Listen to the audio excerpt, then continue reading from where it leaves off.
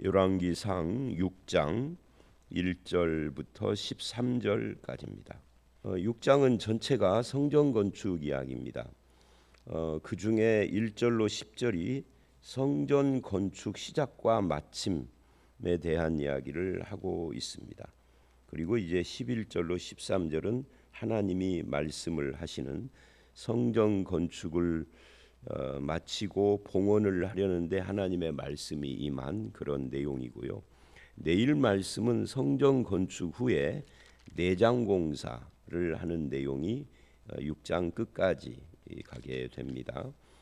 먼저 1절로 10절 중에 1절을 보면 이스라엘이 출애굽을 한 지 480년째 이제 솔로몬이 성전 건축을 시작을 했다.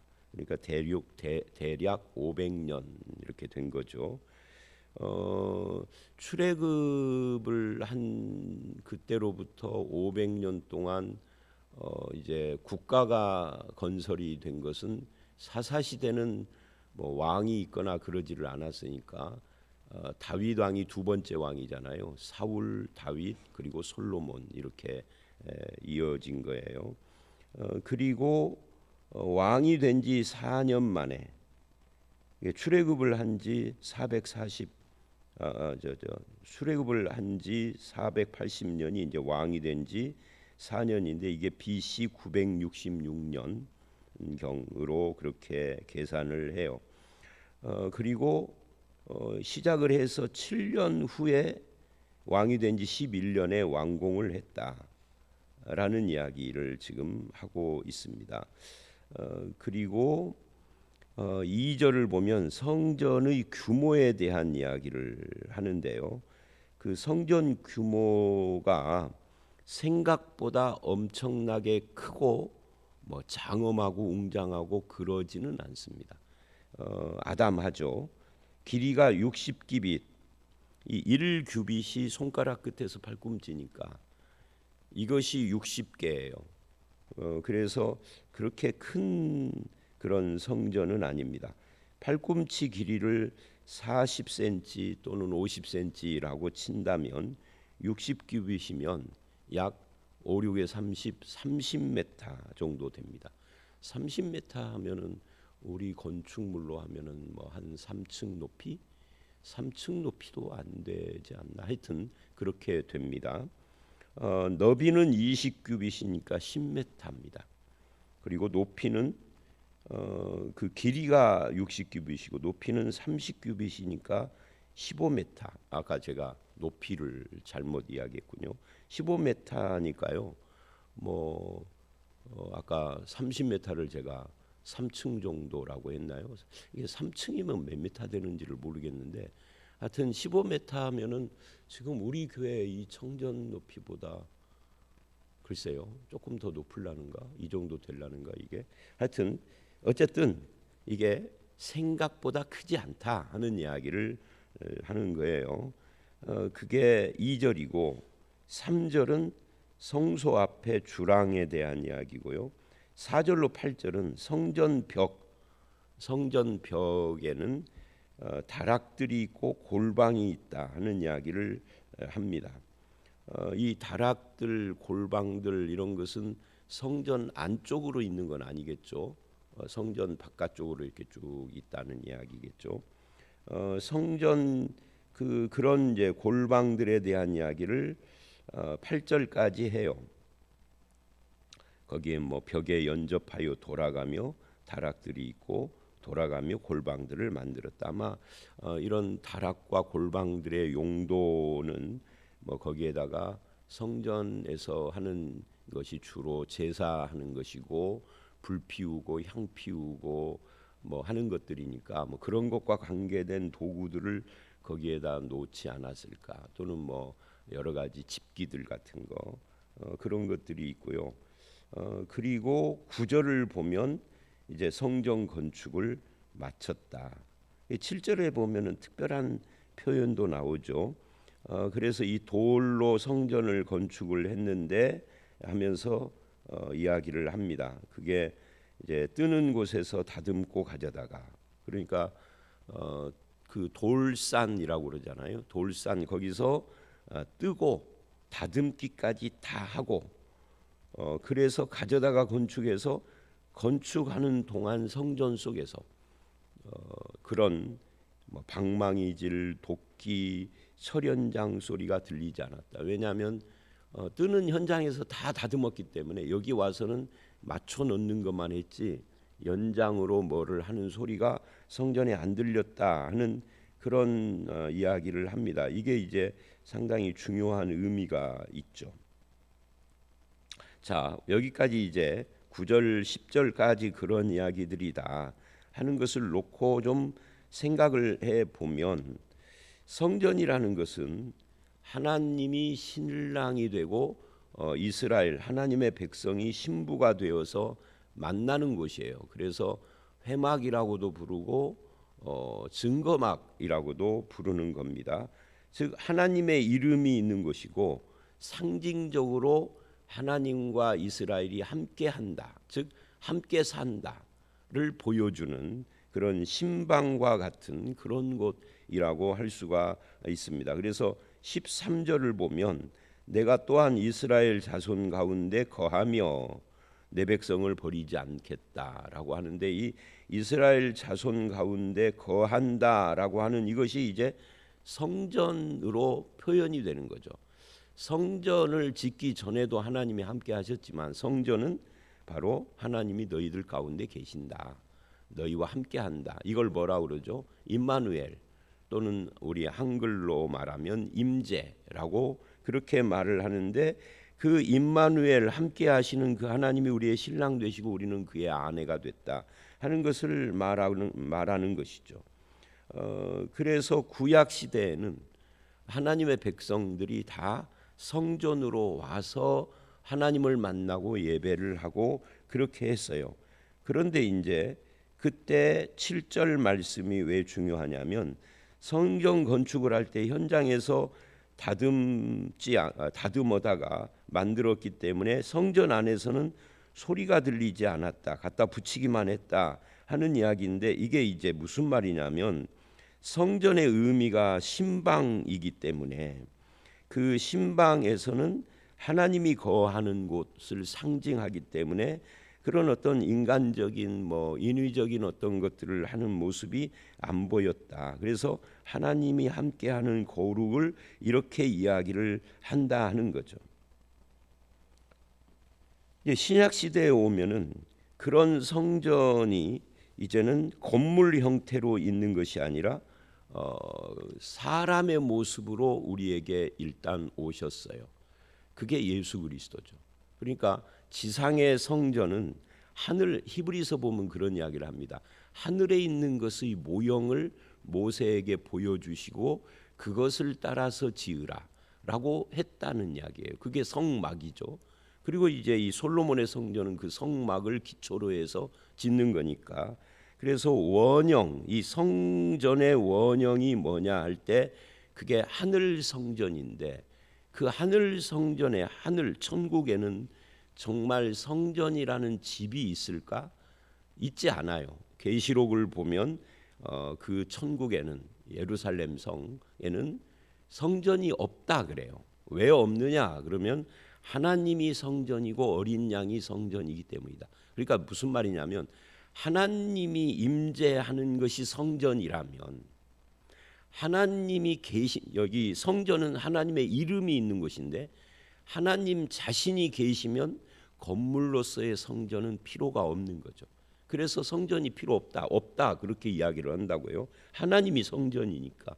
근데 신약은 뭐라고 하느냐면 그 하나님이신 그 성자 하나님이신 그 예수님이 이 땅에 오셔서 우리 가운데 임하셨다. 이게 성육신이죠. 그래서 예수님의 이름을 임마누엘이라고 하는 거고 요한복음 1장 14절을 보면 하나님이 우리와 함께 계신다 이렇게 표현을 해요. 하나님이 우리와 함께 계시는 것이 말씀이 육신이 되신 그분이다. 함께 계신다 이게 장막이라고 표현을 하죠. 그러니까 예수님이 장막이고 예수 그리스도의 영이 어디엔가 계시면 거기가 성전인데 그런데 예수님이 부활 승천하시고 그 영을 어디에 주셨죠? 예배당에 주신 것이 아니라 120문도의 머리에 각 사람에게 임하였다. 오순절날 그러잖아요. 그리고 그 후로는 모든 예수 믿는 사람에게 성령이 임하시는 것을 성전이라고 합니다. 그래서 이제 사도행전에 어제 우리 사도행전 마무리를 했는데 그 사도행전에서도 사도 바울이 그 묻죠. 에베소에서 만난 어떤 제자들에게 너희가 믿을 때 성령 받았느냐? 믿을 때 성령. 믿고 한참 있다가 몇 년 있다가 5년 있다가 10년 있다가 어디 기도원 가서 성령 받았느냐가 아니고 믿을 때 성령입니다. 믿는 것과 성령이 임하는 건 동시적이다 그 말이에요. 그러니까 우리가 예수를 믿고 고백을 할 때는 성령으로 아니하고는 예수를 주라 할 수 없어요. 여러분이 성령이 임하였는지 이런 것을 느끼고 안 느끼고 상관없이 여러분이 예수를 주라 믿어지고 고백하고 했다면 그게 성령이 내 안에서 하신 거예요. 자, 어쨌든 간에 그러니까 다시 정리를 하면 이 성전은 하나님의 임재를 상징하는 건데 그 원형은 하나님이시다. 하늘 성전 하나님이시다. 하나님이 성전인데 그분이 임마누엘로 이 땅에 오신 것이 성육신인데 십자가에 죽으시고 장사대 지냈다가 부활하신 뒤에는 예수의 영, 즉 성령을 보내주셨는데 누구에게 어디에 보내줬느냐? 건물이 아니라 사람들에게 120문도에게 먼저 보내주시고 그리고 그 뒤로는 모든 믿을 때 성령으로 모든 믿는 자에게 보내주셔서 결국은 성령 예수의 영이 내주하시는 자 이걸 뭐라고 부르느냐면 성전이라고 안 부르고 성도라고 부릅니다. 성도라는 말과 성전이라는 말은 같은 말이죠. 그래서 신약의 성도는 구약의 성전이에요. 하나님이 임마누엘 내주하시는 자인 거죠. 이 하나님이 내주하시는 예수 그리스도의 영이 내주하시는 것을 다른 말로 뭐라고 그러냐면 성전이라고도 하지만 그걸 구원이라고 그러죠. 구원받은 거예요. 그래서 에베소서 2장 20절을 보면 뭐라고 하느냐면 건물마다 서로 연결하여 성전이 되어가고 이렇게 말을 해요. 그러니까 이거는 이제 지금까지 이야기한 것에서 한 단계 더 업그레이드가 된 거죠. 여기서 건물마다라고 하는 것은 뭐 건물마다니까 한 채가 아니라 여러 채를 말하는 건데 이 건물 하나하나가 성전 하나하나를 말하는 이게 성도 한 사람 한 사람을 건물로 비유한 거죠. 여러분 한 사람이 건물 한 채예요. 성전 건물. 그런데 나만 성전이 아니라 예수 믿는 모든 사람들이 다 성전이니까 이 성전들이 다 연결해서 거대한 하나의 하나님의 성전이 되어가고 있는 중이다. 그러니까 나라고 하는 성전도 아직 건축이 다 끝나지 않았어요. 하나님 앞에 가야 끝나. 그래서 끊임없이 신앙이 성숙하고 자라가야 하죠. 뭘로? 말씀으로. 그리고 나라고 하는 성전도 지어가고 있을 뿐만 아니라 성전들이 다 함께 모이는 하나님의 하나의 성전은 아직도 계속 지어져 가고 있고 아직도 믿는 사람이 있고 그렇게 되는 거죠. 언제 끝나요? 예수님 재림할 때. 나라는 개인 성전은 내가 죽으며 끝나고 예수가 재림하면은 전체 성전의 완성이 끝나는 거죠. 그걸 새 예루살렘이라고 그래요. 자, 어쨌든 간에 말씀이 여기서 바로 그 성전이신 예수 그리스도가 와서 성전이 된 사람들이 전체가 하나가 되어져 가는 것으로 이야기가 에베소서에서 진행이 되는데 그런 의미에서 우리는 서로가 서로를 성전으로 바라봐야 한다.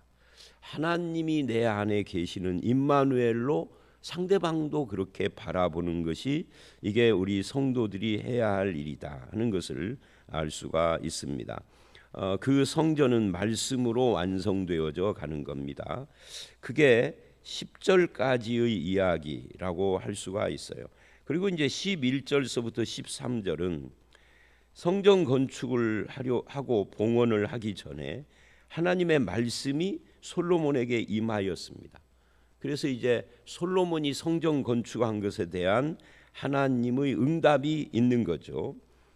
성전 자체가 우리의 구원을 보장하거나 우리의 축복을 보장하는 것은 아니다는 말씀이에요. 이 11절로 13절 말씀이, 자, 성전을 건축했으니 너에게 축복하겠다, 복을 내려주겠다, 이렇게 말하지 않아요.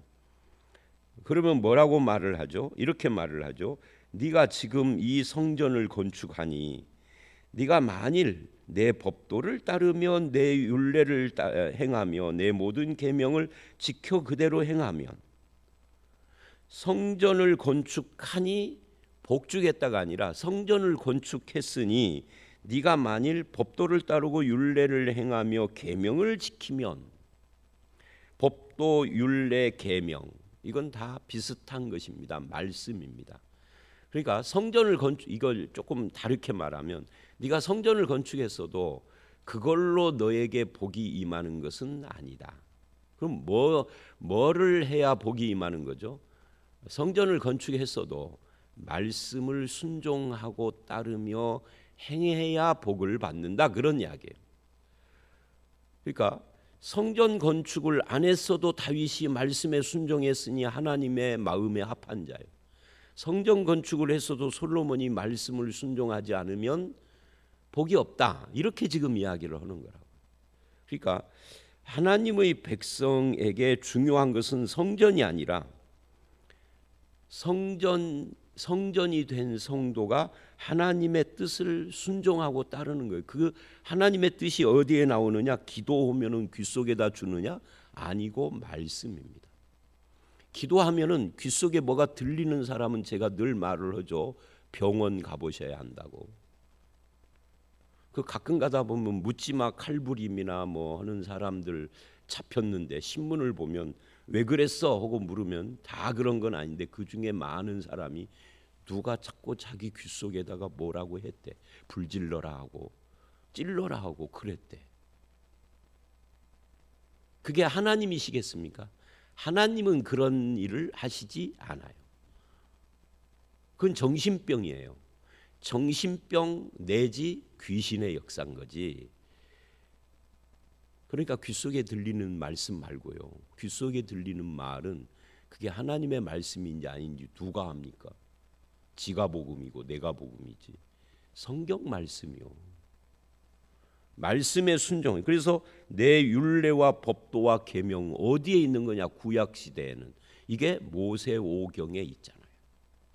특별히 신명기 같은 출애굽기 후반부, 레위기, 신명기, 이게 말하자면 율례와 법도를 말하는 겁니다. 그 율례와 법도를 행하면 거기는 왕은 어떻게 할 것인지도 다 나오고요.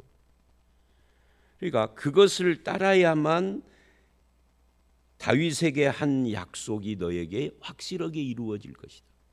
그러나 그것을 따르지 않으면 성전 건축에 소용없어. 다윗에게 한 언약 너에게 이루어지지 않을 거야 라고 말씀을 했다는 거죠. 내가 또한 그렇게 확실히 이루어질 뿐만 아니라 내가 또한 이스라엘 자손 중에 거하며 버리지 않겠다. 그러니까 성전을 건축했으니 내가 이스라엘 자손 가운데 거하겠다, 이게 아니고 말씀을 순종하면 내가 이스라엘 자손들 가운데 거하겠다예요. 이 11절로 이 13절이 굉장히 중요한 말씀이에요. 성전 건축을 했어도 핵심은 말씀 순종이라는 이야기니까. 말씀 순종해야 하나님이 너희 가운데 계시지. 말씀 순종 안 하면은 성전을 건축하고 성전이 멀쩡히 있어도 너희 가운데 계시지 않는다. 그래서 에레미야 시대의 이스라엘은 성전이 있어서 우리는 안전하다라고 말하는 거짓 선지자들과 에레미야가 싸우는 모습이 열왕기 하나 에레미야서에 나오는 거예요. 그러니까 거짓 선지자들은 성전이 있으니까 우리는 안전해, 하나님이 우리 가운데 계시는 거야. 근데 에레미야는 하나님께 말씀을 듣고 뭐라고 하느냐면, 그거 아니야. 성전이 너희 가운데 있는 성전이 타락했어. 하나님의 말씀을 듣지 않아. 그러니 성전은 파괴되고 너희는 멸망할 거야. 포로로 잡혀갈 거야. 그래서 계속 마찰을 하는데 사람들이 듣기에는 뭐가 좋아요? 성전이 있으니 너희는 안전해. 이게 듣기가 좋으니까 에레미야를 핍박했다. 그래서 지금 열왕기 사항은 그 열왕기 사항을 썼을 때가 언제냐라고 할 때 이거는 이스라엘이 멸망한 후에 포로로 잡혀간 사람 중에 누군가가 열왕기 상하를 쓴 거거든요. 그러니까 열왕기 상이 이스라엘이 멸망한 이야기까지 나오는 이유는 멸망 후에 썼으니까 멸망한 이야기가 나오는 거죠. 그러니까 성전이 있으니까 안심이다라고 하는 이게 열왕기 상의 1차 독자, 1차 수신자들이다 그 말. 이 말씀을 세상에서 최초로 읽은 사람은 멸망한 이스라엘이에요. 아, 그렇구나. 성전이 있어도 우리나라가 멸망하고 우리가 지금 이렇게 포로로 잡혀왔고 우리 식구 중에 일부는 죽었고 우리가 읽는 거하고 느낌이 다르죠. 성전이라는 미신에 사로잡혀서 말씀을 순종하지 않는 우리 조상들과 우리의 죄다 하는 것은 이들은 분명하게 알고 지금 이 글을 읽는 거예요. 우리처럼 맹숭맹숭한 게 아니에요. 늘 이스라엘은 포로로 잡혀가서 왜 성전이 있는 예루살렘이 멸망했는가 의문을 갖고 있었는데 이 열왕기는 지금 이 말씀 11절로 13절을 가지고 그것에 대해서 대답하고 있는 거예요. 대답이 뭐예요? 이제 중복이 계속되는데 이제 말씀을 정리를 하면서 이렇게 말을 해요. 그 의문에 대한 대답이 뭐냐? 건물이 아니다. 건물 성전이 아니다. 말씀의 순종이다. 이거는 이 사람들 구약 시대만이 아니라 신약 시대 오늘도 마찬가지예요. 우리가 예배당을 성전이라고 부르지도 않아야 하지만 예배당을 성전이라고 해도 그거 아무 의미가 없어요. 말씀을 순종하지 않으면. 말씀을 순종할 때 예배당이 의미가 있는 거죠. 제가 늘 말하는 것처럼 예배당은 필요에 의해서 짓는 거예요. 적은 교회는 적게 짓고 큰 교회는 크게 짓고 그러는 것이지 이것이 무슨 뭐 대단한 것은 아니다. 요즘은 제가 나이를 먹어서 자중을 하는데 우리 교회 제 초창기에나 지금부터 한 10몇 년 전까지만 해도 이 강대상을 막 발로 찼잖아요. 성도들이 하도 못 알아들으니까. 그러니까 발로 차니까 아마 처음에 발로 찼을 때는 깜짝들 놀랐을 거예요. 그 다음에 발로 자주 차니까 이제 무덤덤해졌겠지만 이게 뭐라고? 이건 아무것도 아니에요. 이거 쓰다가 뭐 좀 마음에 안 들어서 버리면 쓰레기장에 가는 거예요. 아니면 예비군 훈련장에 가서 교탁으로 쓰는 거예요. 그러니까 건물이 아니다. 지금 그 이야기를 반복하는 겁니다. 건물이 아니라 말씀이다. 12절이 신약시대 우리에게도 그대로 적용이 되는 것이다. 신앙은 외형적인 시설물이나 외형적인 의식, 예배 의식의 화려함이나 이런 것에 감탄하고 거기서 경건함을 느끼는 천주교 같은 것이 아니다. 천주교는 건물들을 웅장하게 짓잖아요. 또 유럽에 가면 이 건물들이 막 1000년 되고 몇백 년 된 거예요. 안에 들어가기만 해도 바라만 봐도 저절로 경건함을 느껴져. 그건 가짜 경건이다. 말씀 순종 경건 아닌 것은 다 가짜입니다. 그냥 종교심일 뿐이죠. 그거는요 똑같이 천주교 성당이 아니라 불교 절간의 대웅전에 들어가서 느끼는 거고 똑같은 거예요. 그래서 하나님의 말씀을 순종하고 하나님을 사랑하며 그 은혜를 누리는 하나님의 말씀에서 하나님의 은혜에 반응을 하는 이것이 신앙의 핵심이어야 한다 하는 것을 오늘 이 말씀을 통하여서 또 다시 보게 됩니다. 사실 솔로몬이 지은 최초의 성전은 아까 우리가 말을 한 것처럼 실제로 이방인들이 이방 국가에 지어놓은 신전보다 초라하기 그지없어서 나중에 열왕기 상하가 진행이 되다 보면 이 이스라엘의 어떤 미친 왕 하나는 이방인 나라를 방문했다가 신전을 보고 깜짝 놀래요. 예루살렘에 있는 우리 성전은 성냥갑 같은 거예요. 거기 가보니까 어마어마한 거죠. 우리나라 경복궁 보다가 중국의 자금성을 가보면은 엄청난 규모에 놀라듯이, 그죠? 우리나라 경복궁은 자금성에 비하면 성냥갑 같아. 애들 놀이터 같아. 그런 거 가서 보고 너무 놀래가지고 돌아와서 그 이방 신전 흉내를 냈잖아요. 미친놈이죠. 성전이 중요한 것이 아니에요. 성전은 그냥 아담했어요. 다만 황금으로 지었죠. 황금으로 지었다라는 것이 대단하기는 하지만 생각보다 우리 교회보다 크지 않았어요. 말씀 순종이다를 지금 강조하는 겁니다. 자, 말씀을 마치겠습니다. 여러분, 신약 시대의 성전은 예수 그리스도이고 그분의 영이 있는 우리 자신입니다. 우리 자신이 성전인데 이 성전은 내가 성전이다 이걸로 끝나면 안 되고 말씀을 순종해야 내가 성전이다는 것이 빛이 나는 겁니다. 말씀을 순종함으로써 하나님이 우리 가운데 늘 거하시며 임마누엘 하시는 그런 삶을 살아가고 그 임마누엘의 은혜와 복을 누리는 저와 여러분들이 다 되시기를 주의 이름으로 축원합니다. 함께 기도하겠습니다. 하나님 아버지, 오늘날 큰 예배당 짓기를 경쟁적으로 하며 그것이 마치 하나님의 성전이 된 것처럼 말하는 우리들의 생각을 완전히 뒤엎는 오늘 이 말씀을 보면서 정말 중요한 것은 건물이 아니다라는 것을 알았습니다. 건물은 하나님의 이름을 둔 것이요 실제로는 하나님이 임마누엘을 하는 것이 중요한데 하나님의 임마누엘은 말씀 순종하는 자에게 있음을 알았습니다. 우리도 성전이신 예수가 내 안에 거하심으로 성전된 성도로서 하나님의 말씀을 사랑하고 순종하며 그 말씀대로 행하기를 기꺼워하며 하나님의 말씀에서 은혜를 받고 반응하는 그런 삶을 살아갈 수 있도록 인도하여 주시옵소서. 우리의 삶이 말씀 순종인 것이 많은 주변 사람들에게 하나님께 영광 돌리는 칭송과 열매로 나타나게 되어지기를 간절히 바라오며 예수님 이름으로 기도드렸사옵나이다. 아멘.